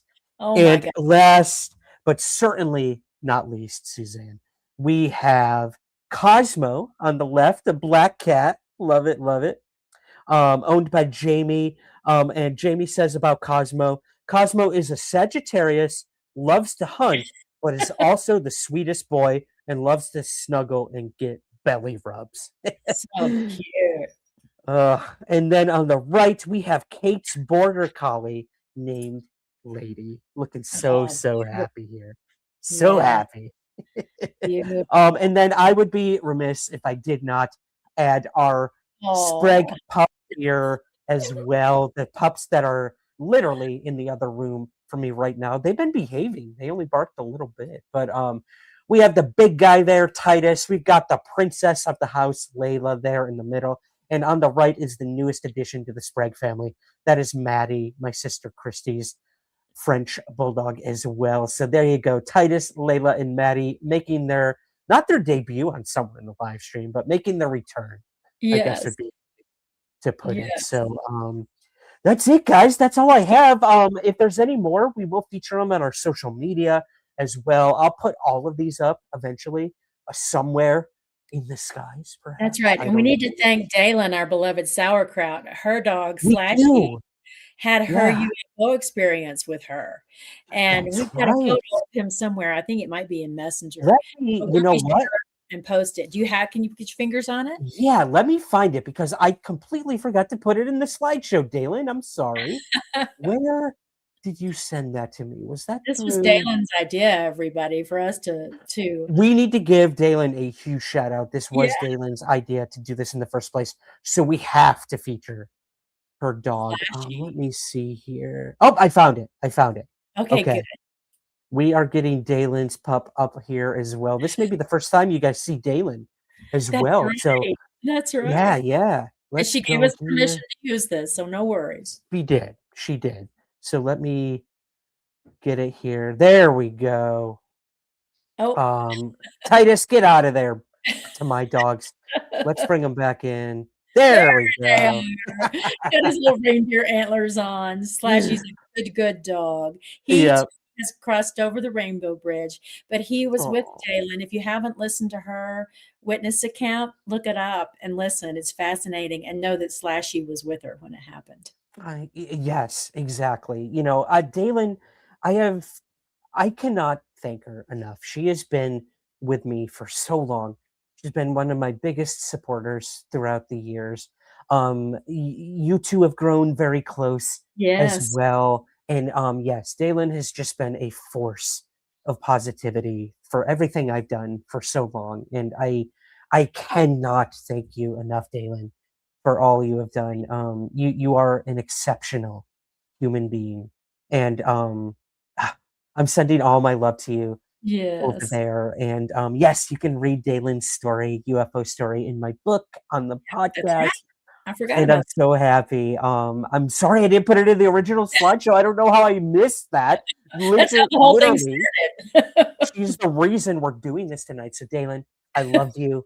Thank you. Thank you. Thank you from the bottom of my heart for all you've done throughout the years. Happy holidays to you over there in parts unknown. I won't say where That's you're right. located, but That's so right. thank you. Thank you, Dalen. All right. I think that is it for tonight, That's Suzanne. it. What a show. I know. Will we see everybody at 2026? Yes, we will see everyone in 2026. Oh, I've got one more slide Oh, to here you go. show. We have an episode coming out in just a little bit here on the podcast, and we are revisiting the mystery of the Betts sphere. I actually have a little bit of a trailer for the Oh, episode. Do you good. mind if I play that really quick? Go for it. I think I've got it pulled up. Let me double check here. Where did it go? We might have to forego it, but let me try. I might have a little trailer for you guys here. That's trailer. Oh, I found it. Okay. Oh, Here we good. go. Okay. Here we go. Here we go. A strange metallic sphere is found in Florida. Some of the world's leading scientists try to determine its origins, and then the sphere is seized by the US Navy. What exactly was it? What strange attributes did it have? And just exactly where is it today? This is the story of the Betts sphere.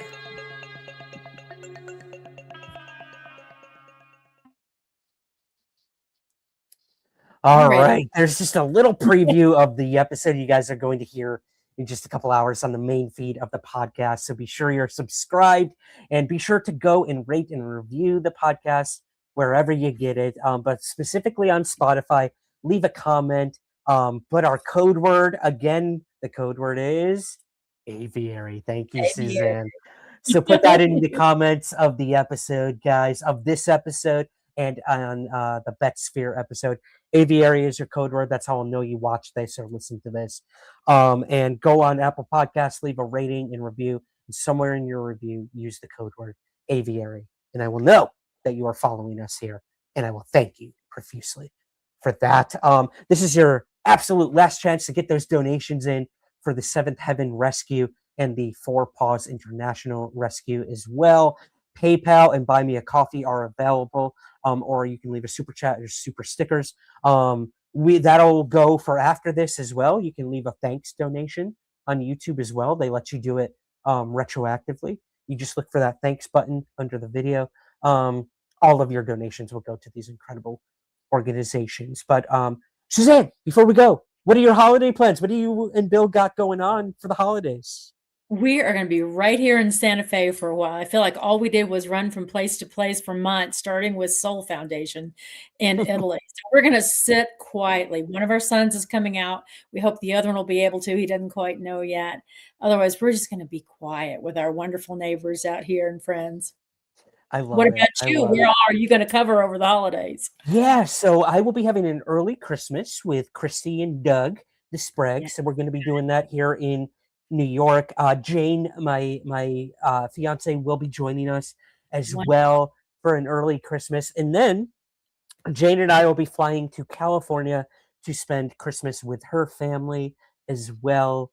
So I'm really excited about that. Maybe we'll squeeze in a Disneyland trip. I don't know. That would be pretty fun. Pretty fun. But yeah, I love it. They're a big, crazy, loving family, and they're so welcoming. So I'll be going to California. I'll be having a California Christmas, as it were. So. Excellent. Excellent. Yep, and then it's just off around the world right after that. Portland, Hawaii, Japan, New York, Scotland, Nova Scotia. So yeah, feeling very blessed. But I'm going to be a tired boy in between. And the time frames, the time changes are going to be a doozy. Oh yeah, they always are. Yeah, they always are. You'll get grumpy Ryan a couple times. I'm sure about that. But Yeah. Again, guys, if anyone's interested, I've got both of my books available. You can get signed copies right now here in the United States. I will inscribe them however you like. DM me or email me. Email is in the show notes, ryan.sprague51@gmail.com. And I'd be happy to send these out before Christmas for a stocking stuffer. But be sure to get to me very soon because I've got very, very limited copies left. So cool. That's going to do it. We are done. We're Suzanne, done. I'll let you go back in the chat. Yeah, we're wrapping this year up, baby. 2025, goodbye. We got some really big news coming in 2026 for Somewhere in the Skies. I'm very, very excited. Yeah, I've been teasing it, but yeah, we're gonna have we're going next level, as it were. We're gonna have some new things coming out with Somewhere in the Skies, more ways for you to find Somewhere in the Skies, more content, more people joining our crew. So I'm very excited to announce who that person or persons are very soon for you guys. But thank you to all of you for joining us tonight, for your donations as well, for being there for Suzanne and I throughout this crazy year of UFOs. I'm excited for whatever the future may hold for this topic and for us here at the show.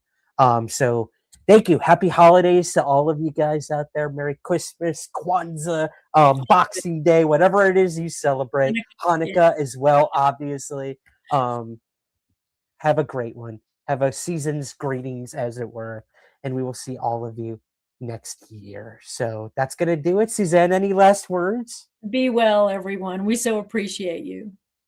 I love that. Be well is the perfect way to end this. So from me to you and the dogs in the other room, keep your feet on the ground, but never stop searching somewhere in the skies. Take care, guys. Good night.